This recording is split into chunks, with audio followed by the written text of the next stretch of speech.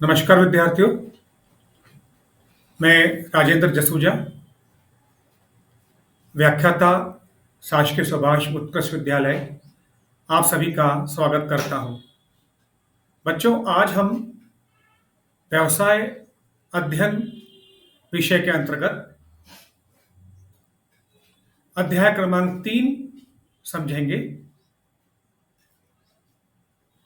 बच्चों, इस अध्याय से न केवल हमें वस्तुनिष्ठ बल्कि व्याख्यात्मक प्रश्न भी आ सकते हैं। जहां जहां आपको महत्वपूर्ण लगे, आप उसको नोट करिए और जहां भी कोई समस्या या डाउट आता है, आप कमेंट बॉक्स में लिखिए। हम उसे शीघ्र समाधान करने का प्रयास करेंगे। तो आइए अपन सबसे पहले समझते हैं व्यावसायिक वातावरण से अर्थ। बच्चों, वह सभी घटक जो प्रत्यक्ष या अप्रत्यक्ष रूप से व्यवसाय की गतिविधियों को प्रभावित करते हैं, उन्हें व्यावसायिक वातावरण कहते हैं। प्रत्यक्ष या अप्रत्यक्ष रूप से आर्थिक, सामाजिक, राजनीतिक, तकनीकी घटक, ये जो व्यावसायिक क्रियाओं को प्रभावित करते हैं, इन्हें ही व्यावसायिक वातावरण कहा जाता है। आइए अब हम समझते हैं व्यावसायिक वातावरण की परिभाषा। बच्चों, कई सारे विद्वानों ने व्यावसायिक वातावरण की परिभाषा दी है। हमें पुस्तक में कई परिभाषाएं दी हैं। इनमें से जो परिभाषा आपको उचित लगे, आप वो ले सकते हैं। मैंने ली है वीपी माइकल के अनुसार, व्यावसायिक वातावरण पर्यावरणीय घटकों का योग है जो कि व्यवसाय के लिए वातावरण प्रदान करता है। इसका ऐसे प्रत्येक व्यावसायिक संगठन से प्रत्यक्ष संबंध है जो कि उसमें क्रियाशील होता है। तो बच्चों, परिभाषाओं को हमें याद करना होता है। आप जरूर याद करिए, क्योंकि परीक्षा में इस प्रकार का प्रश्न आ सकता है कि व्यावसायिक पर्यावरण की परिभाषा दीजिए। आइए अब हम समझते हैं व्यावसायिक वातावरण की विशेषताएं। बच्चों, व्यावसायिक वातावरण की पहली विशेषता है गत्यात्मक प्रकृति, अर्थात व्यावसायिक पर्यावरण गतिशील होते हैं, ना कि स्थिर। इनमें समय समय पर कई कारणों से परिवर्तन होते रहते हैं। इसलिए प्रबंधक को जागरूक रहना होता है और हो रहे परिवर्तनों का ज्ञान निरंतर उन्हें पाना होता है, जिससे कि व्यवसाय में भी हम उसी के अनुरूप परिवर्तन कर सके, क्योंकि हुए परिवर्तन का प्रभाव नीतियों और योजनाओं पर पड़ता है। बच्चों, दूसरी विशेषता है जटिलता। व्यावसायिक पर्यावरण को समझना, उनको जानना सरल नहीं है। उनको पहचानना एक जटिल प्रक्रिया है। विशेषज्ञ जो निरंतर इसके संपर्क में रहते हैं, वो व्यावसायिक पर्यावरण को पहचान सकते हैं। अतः व्यावसायिक पर्यावरण के परिवर्तनों को जानने के लिए हमें वरिष्ठ अनुभवी प्रबंधकों का सहारा लेना होता है। तीसरी विशेषता है जोखिम एवं अनिश्चितता। बच्चों, व्यावसायिक पर्यावरण निश्चित नहीं होते। ये अचानक परिवर्तित होते हैं। इनका अनुमान लगाना सरल नहीं होता। व्यवसायिक जोखिम को पहचानना भी सरल, आसान नहीं होता, नहीं अनिवार्य होता है। यह अनिश्चितताओं भरा होता है। आगे चलते हैं। पारस्परिक निर्भरता। बच्चों, व्यवसाय और पर्यावरण ये एक दूसरे से संबंधित हैं। पर्यावरण में अगर परिवर्तन होता है तो व्यवसाय पर इसका सीधा प्रभाव पड़ता है। व्यावसायिक गतिविधियां व्यावसायिक पर्यावरण में हुए परिवर्तनों से 100% प्रभावित होती है। रुकावट एवं अवसर।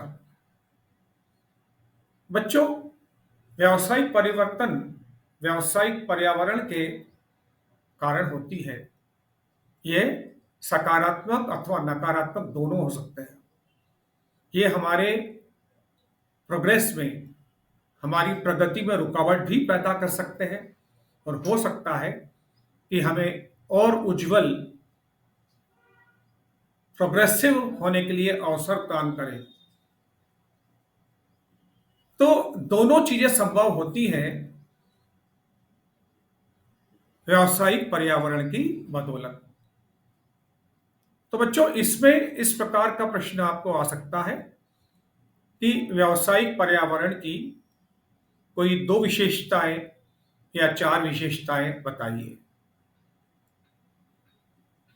आगे चलते हैं हम, और अब हम समझेंगे व्यावसायिक वातावरण या व्यावसायिक पर्यावरण का महत्व।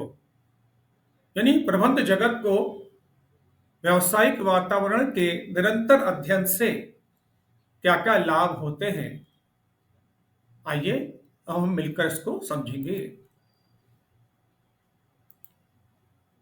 पहला है अनिश्चितताओं, जोखिम अथवा खतरों का ज्ञान। बच्चों, व्यावसायिक वातावरण के निरंतर अध्ययन से हमें जो जोखिम उत्पन्न हुए हैं या भविष्य में होने वाले जो खतरा है, उन सब का ज्ञान हमें हो जाता है और हम यथा समय उसका मुकाबला करने के लिए आवश्यक प्रबंध कर लेते हैं और विपरीत परिस्थितियों में भी सफलता पा लेते हैं। तो हमें यह सचेत कर देता है पहले से, और हम आवश्यक प्रबंध करके उन अनिश्चितताओं पर भी सफलता अर्जित कर लेते हैं। दूसरा महत्व है व्यवसाय का लाभार्जन, उत्तरजीविता एवं विकास।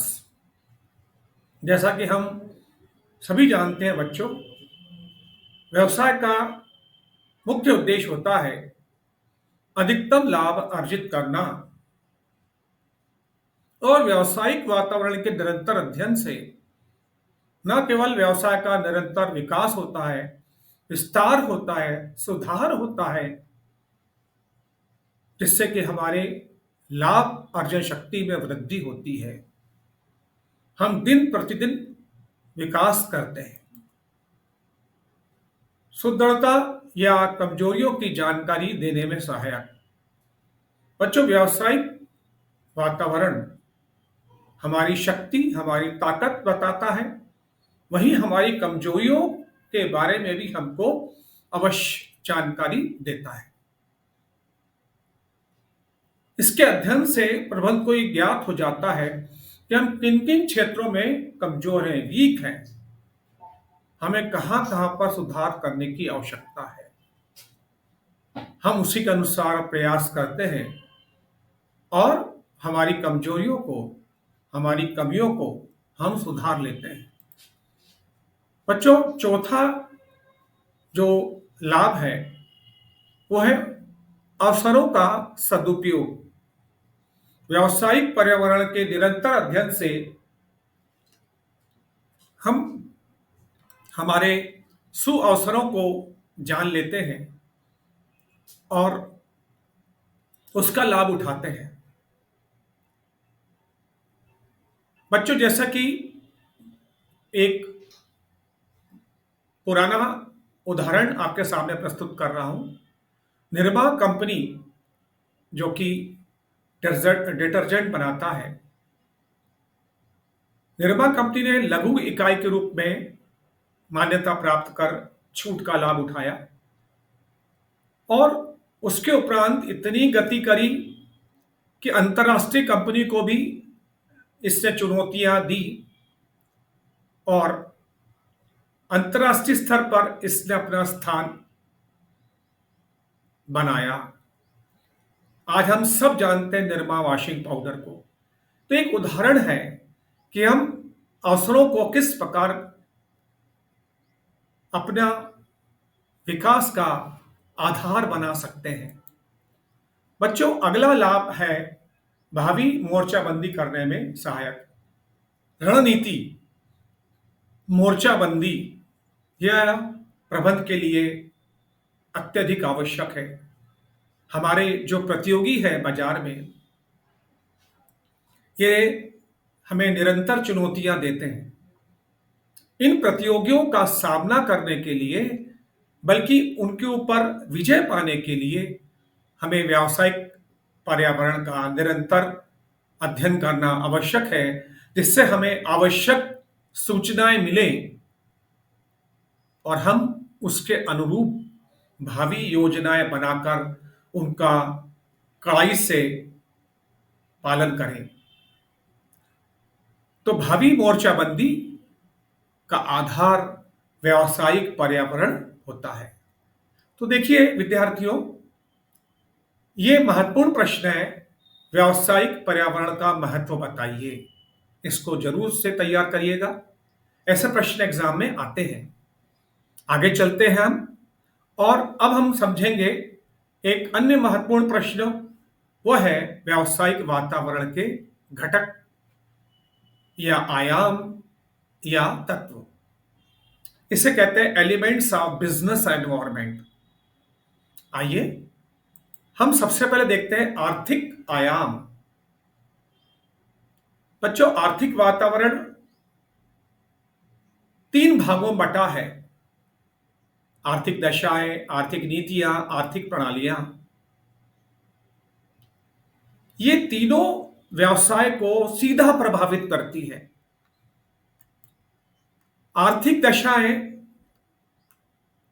विशेष रूप से प्रभावित करती है क्योंकि इस मुख्य रूप से प्राकृतिक संसाधनों की उपलब्धि, विदेशी व्यापार की स्थिति, राष्ट्रीय आय, विदेशी पूंजी आदि सम्मिलित रहते हैं।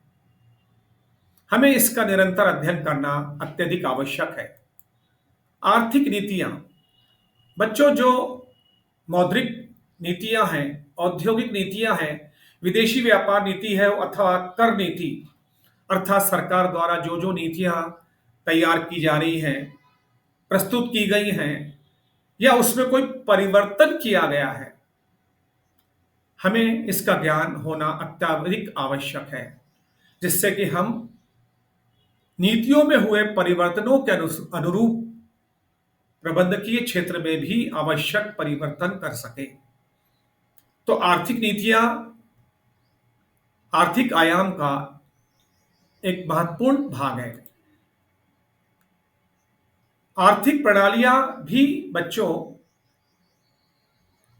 व्यावसायिक पर्यावरण के लिए अत्यधिक आवश्यक है। आर्थिक प्रणालियां, जैसा कि अपन जानते हैं, 3 प्रकार की होती है। पूंजीवादी, साम्यवादी या मिश्रित। हमारे देश में मिश्रित प्रणाली को उपयोग में लाया जाता है। यह वस्तुनिष्ठ प्रश्न भी बनता है।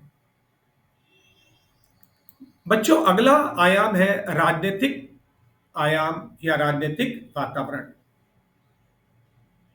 व्यावसायिक गतिविधियों पर राजनीतिक पर्यावरण का प्रभाव प्रत्यक्ष रूप से पड़ता है। व्यवसाय को राजनीतिक वातावरण के परिवर्तन के अनुरूप आवश्यक बदलाव करने ही होते हैं। व्यावसायिक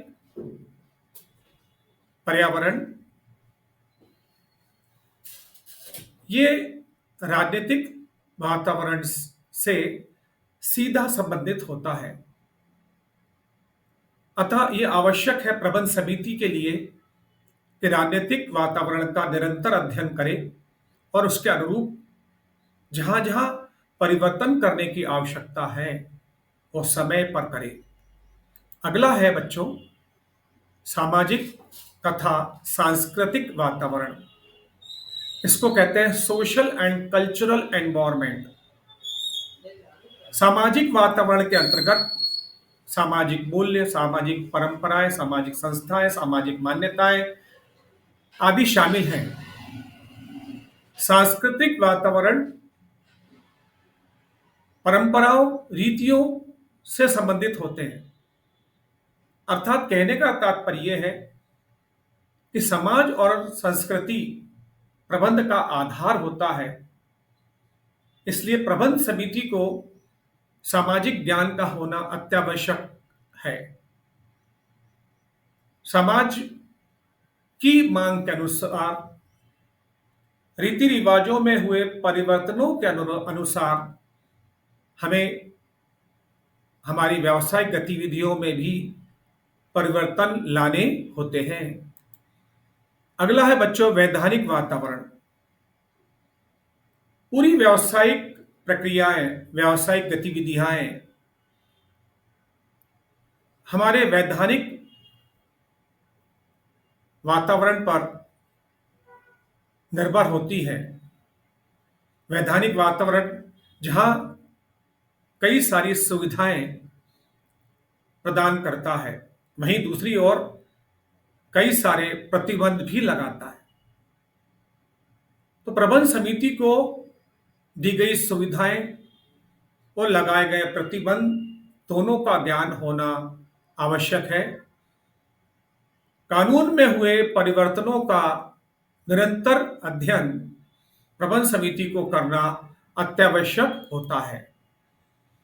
अगला है बच्चों तकनीकी या प्रौद्योगिकी वातावरण।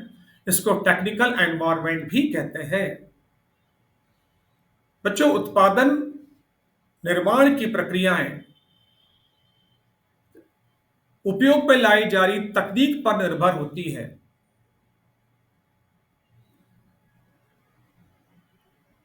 हमारी जो वर्तमान तकनीक है, यदि उसमें कोई नए आविष्कार आए हैं, कोई नए संशोधन आए हैं, तो हमें उसका ज्ञान होना आवश्यक है।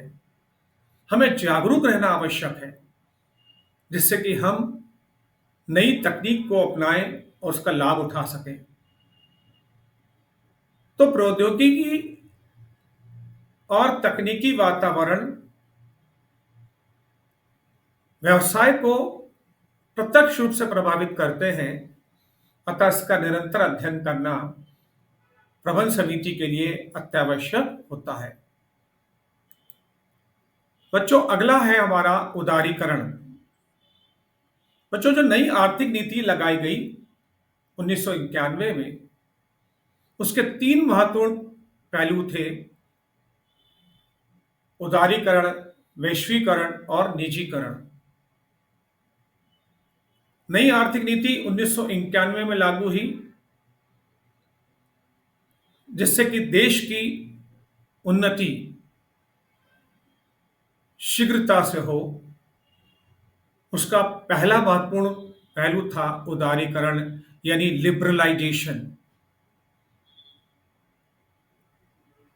उदारीकरण के अंतर्गत भारत सरकार ने व्यवसाय तथा उद्योग जगत पर लगे प्रतिबंधों को लगभग समाप्त कर दिया, जैसे कि व्यावसायिक गतिविधियां, औद्योगिक गतिविधियां स्वतंत्रता पूर्वक कार्य कर सके।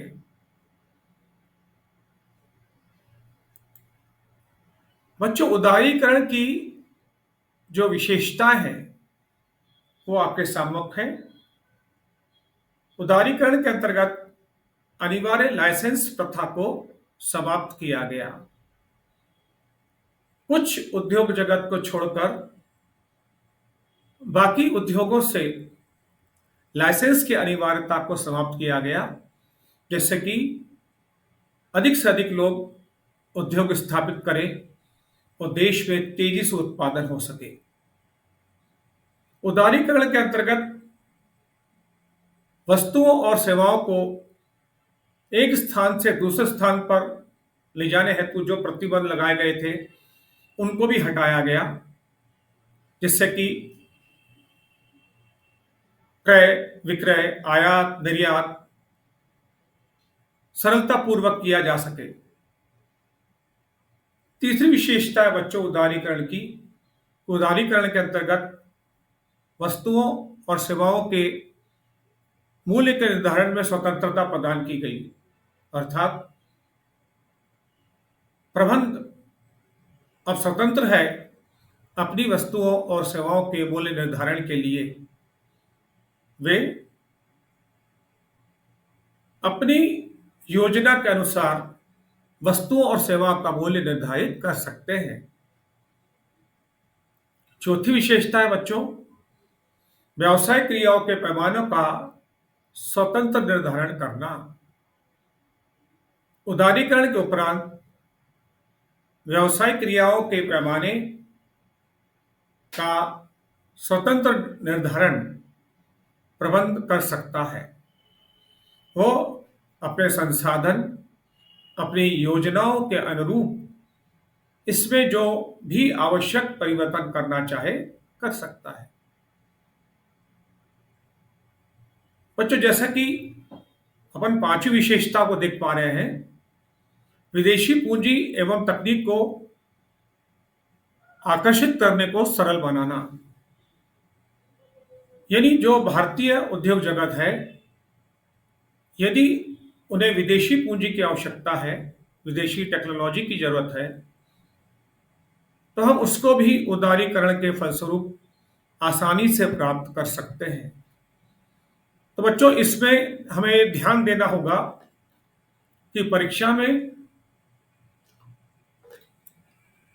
उदारीकरण से आशय या उदारीकरण की विशेषताएं पूछी जा सकती है। यह महत्वपूर्ण प्रश्न है। आइए अपन आगे चलते हैं। तो हम देखेंगे निजीकरण यानी प्राइवेटाइजेशन।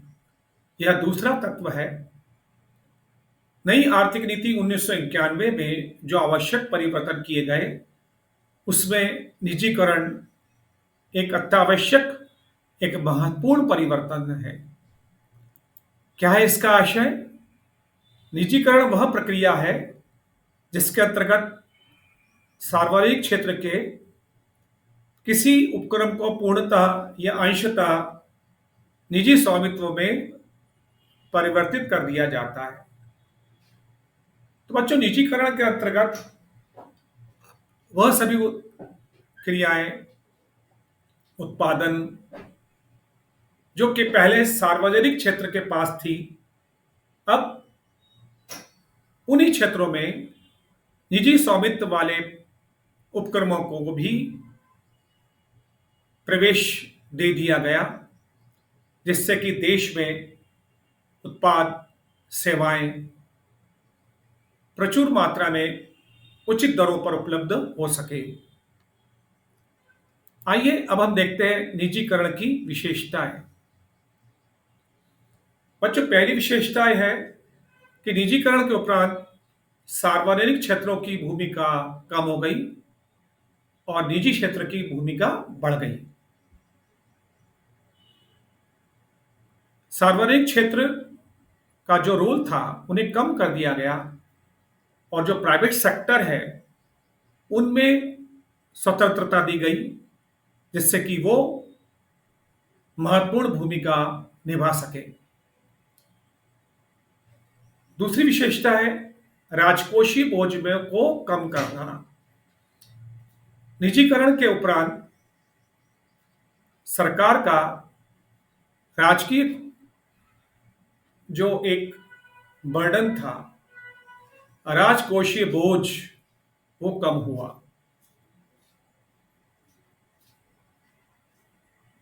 तीसरा जो हम फीचर देख रहे हैं, विशेषता देख रहे हैं, वो है सरकारी तंत्र के आकार को कम करना। गवर्नमेंट मशीनरी को हम सीमित करना चाहते थे और निजीकरण के उपरांत ऐसा किया गया।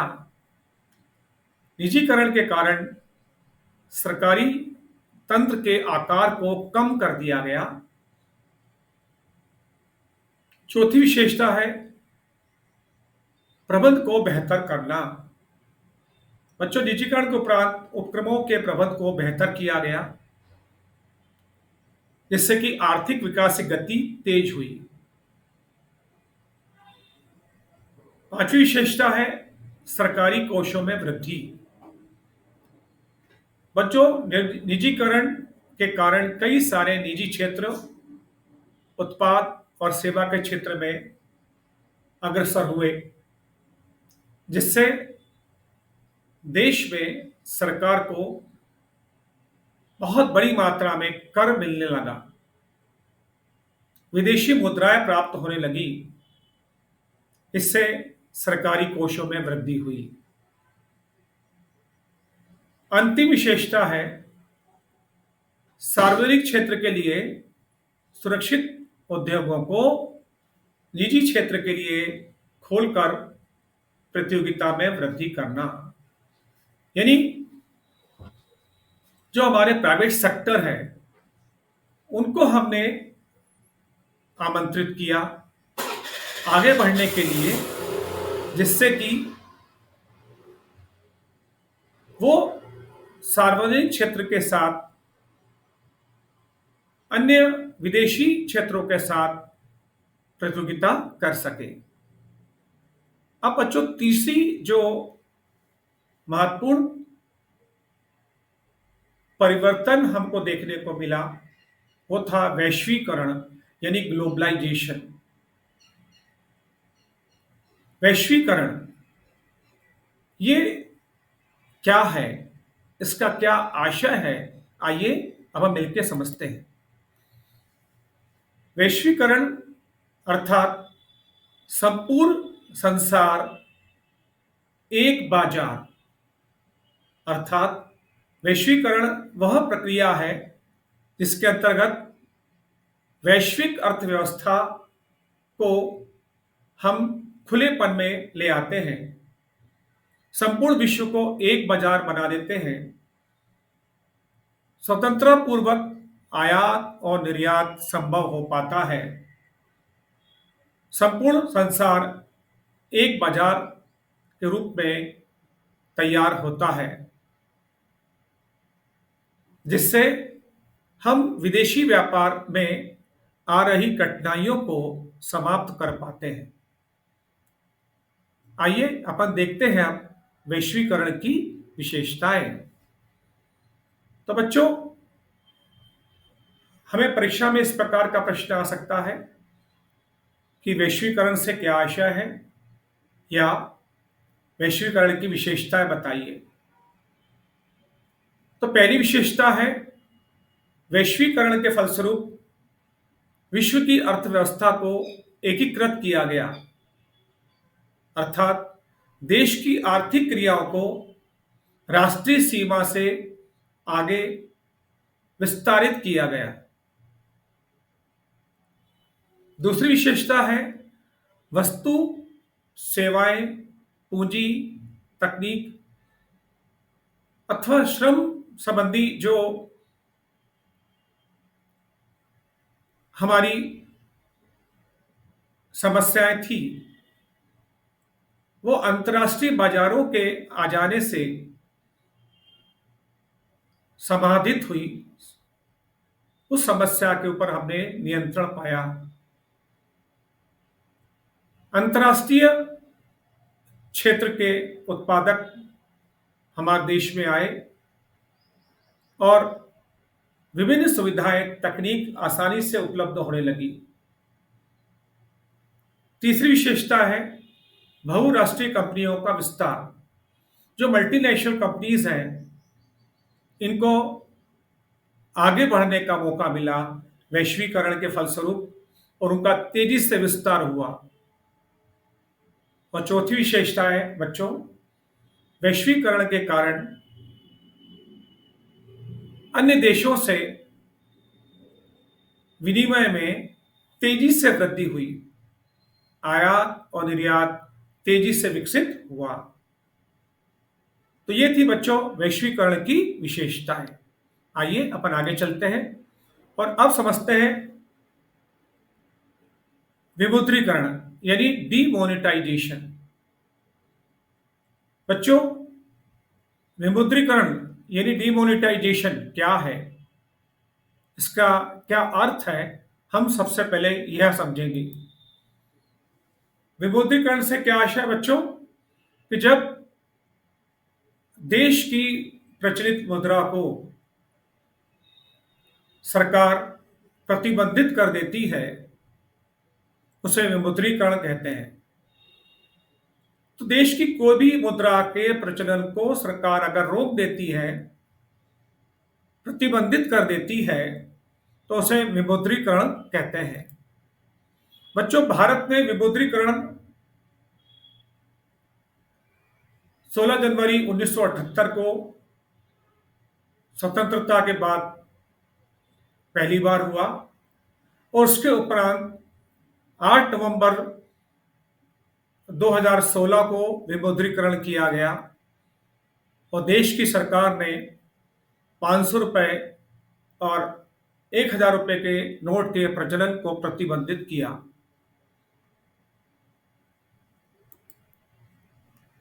क्या है विमुद्रीकरण के उद्देश्य? क्यों सरकार देश की प्रचलित मुद्रा को प्रचलन से रोक देती है? आइए हम सबसे पहले समझते हैं विमुद्रीकरण के उद्देश्य। काले धन पर नियंत्रण। बच्चों, अगर देश में काले धन की समस्या अगर विकराल रूप ले चुकी है, तो उस समस्या के समाधान के लिए, काले धन पे नियंत्रण करने के लिए हम किसी मुद्रा के प्रचलन पर प्रतिबंध लगा देते हैं। इससे काला धन की समस्या पर हम नियंत्रण कर लेते हैं। दूसरा उद्देश्य है कर चोरी पर नियंत्रण। यदि देश में कर चोरी विकराल रूप ले चुकी है, तो इस समस्या के समाधान के लिए हम यानी भारत सरकार विमुद्रीकरण को अपनाती है। विमुद्रीकरण के द्वारा हम कर चोरी को रोक सकते हैं।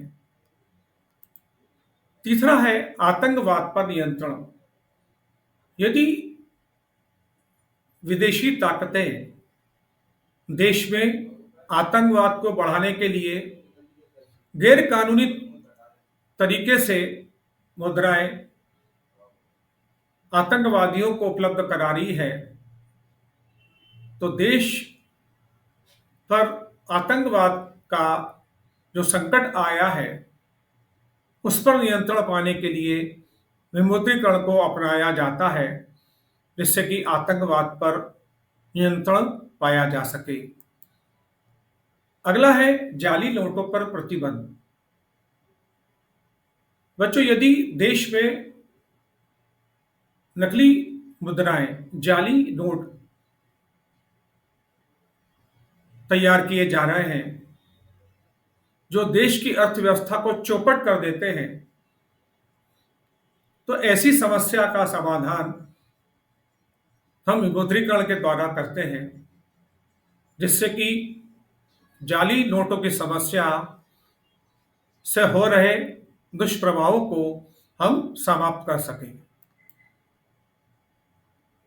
तो बच्चों, हमारा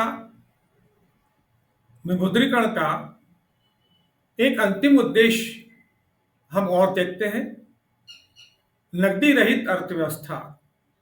यदि देश में कैशलेस इकोनॉमी को बढ़ावा दिया जाना है, तो विमुद्रीकरण अत्यधिक महत्वपूर्ण भूमिका निभाती है। विमुद्रीकरण के उपरांत कैशलेस ट्रांजेक्शन्स को बढ़ावा मिलता है और देश नगद अमाउंट कैश के ऊपर डिपेंडेंट तब होता है हम कैशलेस इकोनॉमी की तरफ अग्रसर होते हैं। तो बच्चों, ये था हमारा विमुद्रीकरण का उद्देश्य या लाभ। हमें इस प्रकार का प्रश्न परीक्षा में आ सकता है कि विमुद्रीकरण से क्या आशय है, या विमुद्रीकरण के कोई दो उद्देश्य बताइए। तो बच्चों, आप इसको नोट करिए और यदि कोई डाउट हो, समस्या हो, तो आप कमेंट बॉक्स में लिखिए। हम उसका समाधान करने का शीघ्र प्रयास करेंगे। बहुत बहुत धन्यवाद।